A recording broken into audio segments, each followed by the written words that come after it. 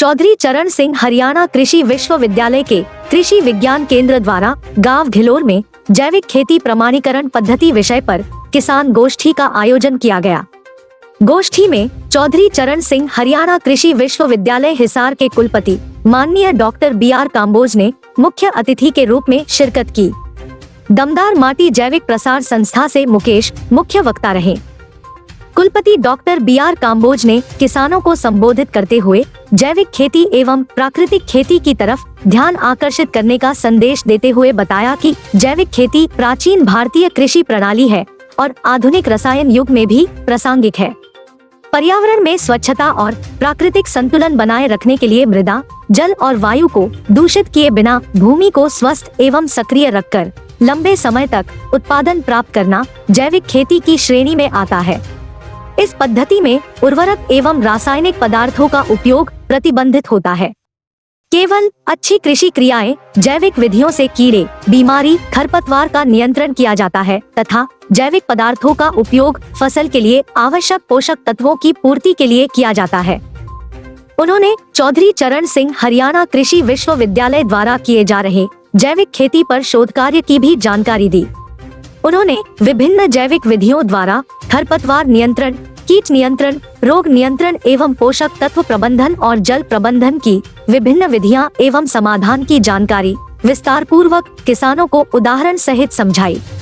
दमदार माटी जैविक प्रसार संस्थान सिरसा से मुकेश कंबोज ने जैविक खेती प्रमाणीकरण में प्रयुक्त विभिन्न जैविक मानकों का ज्ञान, जैविक खेती से उत्पादन तथा प्रसंस्करण तकनीकी की जानकारी एवं जैविक उत्पाद के बाजारीकरण की जानकारी किसानों को सही व सुदृढ़ ढंग से समझाई।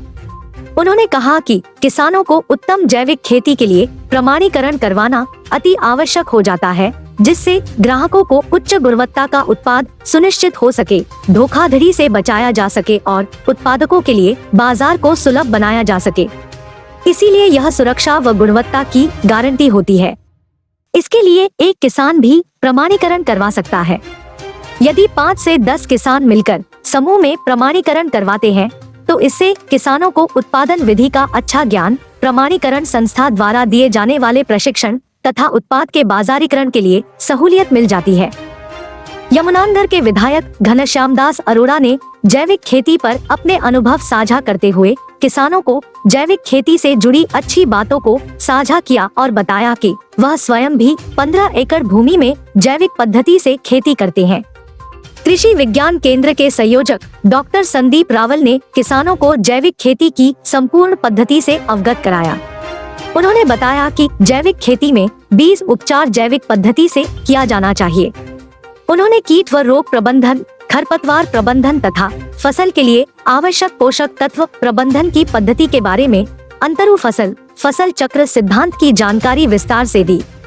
हरियाणा कृषि विश्वविद्यालय के अनुसंधान निदेशक डॉक्टर रामनिवास ने जैविक खेती से संबंधित शोध कार्यों तथा उपलब्धियों के बारे में जानकारी देते हुए बताया कि जैविक खेती के साथ साथ पशुपालन भी आवश्यक है, जिससे फसल के अवशेषों का भी इस्तेमाल किया जा सके और साथ ही दूध उत्पादन भी जैविक प्रणाली से किया जा सके। इस अवसर पर कृषि विज्ञान केंद्र staff doctor Narendra Goyal, doctor Ajit Singh, doctor Karan Saini के अलावा लगभग 150 प्रगतिशील जैविक खेती किसान उपस्थित रहे।